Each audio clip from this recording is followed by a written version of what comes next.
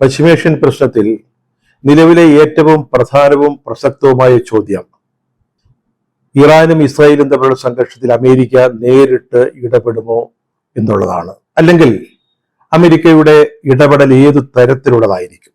കാനഡയിൽ നടന്ന G7 ഉച്ചകോടി വെട്ടിച്ചുരുക്കി അമേരിക്കയിലേക്ക് മടങ്ങുമ്പോൾ ട്രംപ് പറഞ്ഞത് നയതന്ത്ര വഴികളിലൂടെയുള്ള സമാധാനപരമായ ഒരു പരിഹാരത്തിന് വേണ്ടി ശ്രമിക്കും എന്നുള്ളതാണ്. പക്ഷെ അദ്ദേഹം അമേരിക്കയിൽ എത്തിയപ്പോഴേക്കും നിലപാടിൽ കാര്യമായ മാറ്റം വരുത്തി. അദ്ദേഹം ഇറാനോട് ആവശ്യപ്പെട്ടത്, അല്ലെങ്കിൽ അവരുടെ പരമോന്നത നേതാവായ അയത്തുള്ള ഖമനിയോട് ആവശ്യപ്പെട്ടത് അദ്ദേഹത്തിന്റെ നിരുപാധികമായ കീഴടങ്ങലാണ്. അദ്ദേഹം എവിടെയാണ്, ഏത് ബങ്കറിലാണ് ഇപ്പോൾ ഉള്ളത് എന്ന് ഞങ്ങൾക്ക് നന്നായിട്ടറിയാം. അദ്ദേഹത്തെ ഇല്ലായ്മ ചെയ്യുന്നത് വളരെ ബുദ്ധിമുട്ടുള്ള കാര്യങ്ങളൊന്നുമല്ല. പക്ഷെ ഞങ്ങൾ ഇപ്പോൾ അതിന് മുതിരുന്നില്ല. അതുകൊണ്ട് ഖമനയി അല്ലെങ്കിൽ ഇറാൻ നിരുപാധികം കീഴടങ്ങണമെന്ന ആവശ്യമാണ് ട്രംപ് മുന്നോട്ട് വെച്ചത്. പക്ഷെ ഇറാനാവട്ടെ ഈ അന്ത്യശാസനത്തിന് അല്ലെങ്കിൽ മുന്നറിയിപ്പിന് യാതൊരു വിലയും കൽപ്പിക്കാതെ തള്ളിക്കളയുകയാണ് ചെയ്തത്. അത് മാത്രമല്ല, ഹൈപ്പർസോണിക് മിസൈലുകൾ ഇസ്രായേലിലേക്ക് തൊടുത്തുവിട്ടുകൊണ്ട് ശക്തമായ തിരിച്ചടി നൽകുകയും ചെയ്തു. ട്രംപ് പറഞ്ഞത് ഞങ്ങളുടെ ക്ഷമ നഷ്ടപ്പെട്ടിരിക്കുന്നു എന്നുള്ളതാണ്. ഇനി ഇറാന്റെ കീഴടങ്ങലല്ലാതെ മറ്റൊരു പോംവഴി മുന്നിലില്ല. ഇറാന്റെ ആകാശം അല്ലെങ്കിൽ വ്യോമ അതിർത്തികൾ ഞങ്ങളുടെ നിയന്ത്രണത്തിലാണ് എന്നാണ് ട്രംപ് പറഞ്ഞത്. അത് വളരെ പ്രധാനപ്പെട്ടതാണ്. ഞങ്ങൾ എന്ന് പറയുമ്പോൾ ആരാണ്? ഇറാനെതിരായിട്ട് യുദ്ധം നടത്തുന്നത് അമേരിക്ക അല്ല, ഇസ്രായേലാണ്. എന്നിട്ടും അദ്ദേഹം പറഞ്ഞത് ഞങ്ങളുടെ നിയന്ത്രണത്തിലാണ്, അതുകൊണ്ട് കീഴടങ്ങണം. അതിന് മറുപടി എന്നോണം സോഷ്യൽ മീഡിയ പ്ലാറ്റ്ഫോമായ എക്സിൽ പോസ്റ്റ് ചെയ്ത ഒരു കുറിപ്പിൽ അയാത്തുള്ള ഖമനി പറഞ്ഞത് കീഴടങ്ങുന്ന പ്രശ്നമില്ല എന്നുള്ളതാണ്. ശത്രുക്കളുടെ മുമ്പിൽ മുട്ടുമടക്കാൻ ആലോചിക്കുന്ന പോലുമില്ല.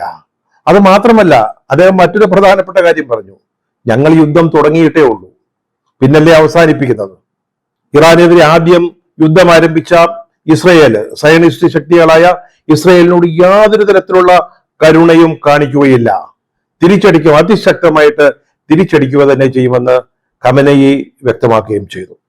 കഴിഞ്ഞ ദിവസം സമാധാന ശ്രമങ്ങൾക്കായി അമേരിക്ക ഇടപെടിക്കുന്നതിന് ഇറാൻ ഒരു ശ്രമം നടത്തിയതാണ്.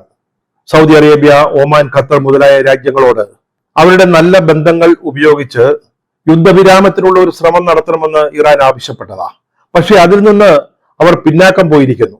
അല്ലെങ്കിൽ ഇപ്പോൾ സമന്വയത്തിന്റെയോ സമാധാനത്തിന്റെയോ പാത പിന്തുടരാൻ അവർ ആഗ്രഹിക്കുന്നില്ല എന്നാണ് ഖമനയുടെ വളരെ ശക്തമായ ഈ വാക്കുകൾ. കീഴടങ്ങുകയില്ല, യുദ്ധം ആരംഭിച്ചിട്ടേ ഉള്ളൂ എന്ന പ്രഖ്യാപനം അല്ലെങ്കിൽ പ്രസ്താവന വ്യക്തമാക്കുന്നത്. ഒരുപക്ഷെ നിരുപാധികം കീഴടങ്ങണമെന്ന ട്രംപിന്റെ അന്ത്യശാസനമായിരിക്കാം ഈ ഒരു നിലപാടിലേക്ക് ഇറാനെ എത്തിച്ചത്. കാനഡയിൽ നിന്ന് മടങ്ങി വന്നതിന് ശേഷം വൈറ്റ് ഹൗസിലെ സിറ്റുവേഷൻ റൂമില് ഡൊണാൾഡ് ട്രംപ് പ്രസിഡന്റ് അദ്ദേഹത്തിന്റെ ഉപദേഷ്ടാക്കളുമായിട്ട് ഒരു കൂടിയാലോചന നടത്തുകയുണ്ടായി. അതായത് സെക്യൂരിറ്റി കൗൺസിൽ, അമേരിക്കയുടെ രക്ഷാ കൗൺസിൽ, അവരുടെ ഒരു യോഗം നടത്തുകയുണ്ടായി. ഈ സിറ്റുവേഷൻ റൂം എന്ന് പറയുന്നത് അമേരിക്കൻ പ്രസിഡന്റുമാർ വളരെ നിർണായകമായ തീരുമാനങ്ങൾ എടുക്കുന്ന ഒരു സ്ഥലമാണ്. ഒബാമയുടെ കാലത്ത് ബിൻ ലാദനെ വധിക്കുന്നതിനുള്ള തീരുമാനം സിറ്റുവേഷൻ റൂമിലെ ഒരു യോഗത്തിലാണ് ഉണ്ടായത്. ഈ യോഗത്തിൽ ഇറാൻ ഇസ്രായേൽ സംഘർഷത്തിൽ നേരിട്ട് ഇടപെടണോ അല്ലെങ്കിൽ യോജിച്ചുള്ള ആക്രമണത്തിന് തയ്യാറാവണോ എന്ന ചോദ്യമാണ് അവർ ചർച്ച ചെയ്തത്. അമേരിക്കൻ പ്രസിഡന്റും അദ്ദേഹത്തിന്റെ സുരക്ഷാ കൗൺസിലും ചർച്ച ചെയ്തത് ആ വിഷയമായിരുന്നു. പക്ഷേ അമേരിക്കൻ പ്രസിഡന്റ് ഇതിന്റെ സാധ്യതകൾ പരിശോധിക്കുന്നു എന്നതിനപ്പുറം ഈ യോഗത്തിൻ്റെതായ തീരുമാനങ്ങളൊന്നും നമ്മൾ ഈ വീഡിയോ തയ്യാറാക്കുന്നത് വരെ പുറത്തു വന്നിട്ടില്ല.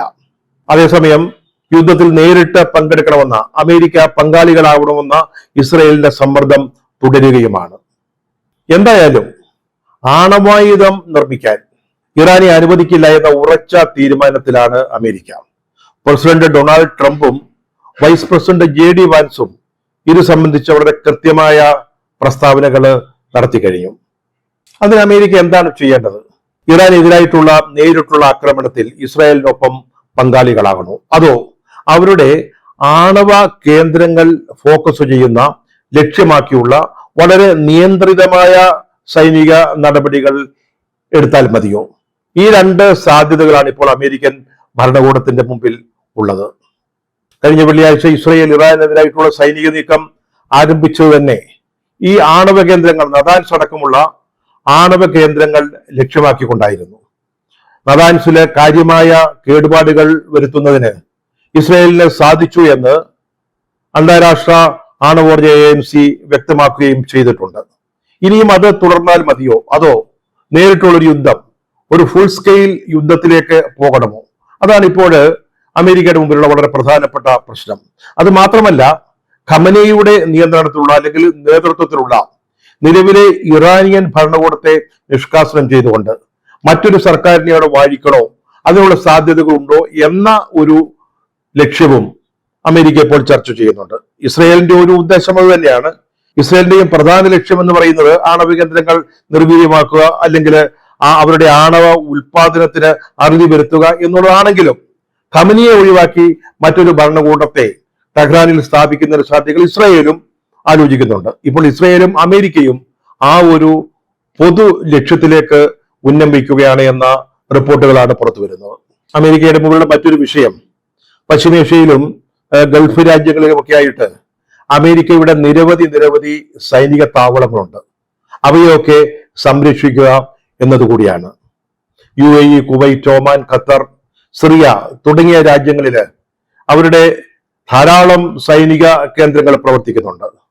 45,000 മുതൽ 50,000 വരെ സൈനികര് ഈ കേന്ദ്രങ്ങളിലായിട്ട് ഉണ്ട് എന്നാണ് കണക്കുകൾ പറയുന്നത്.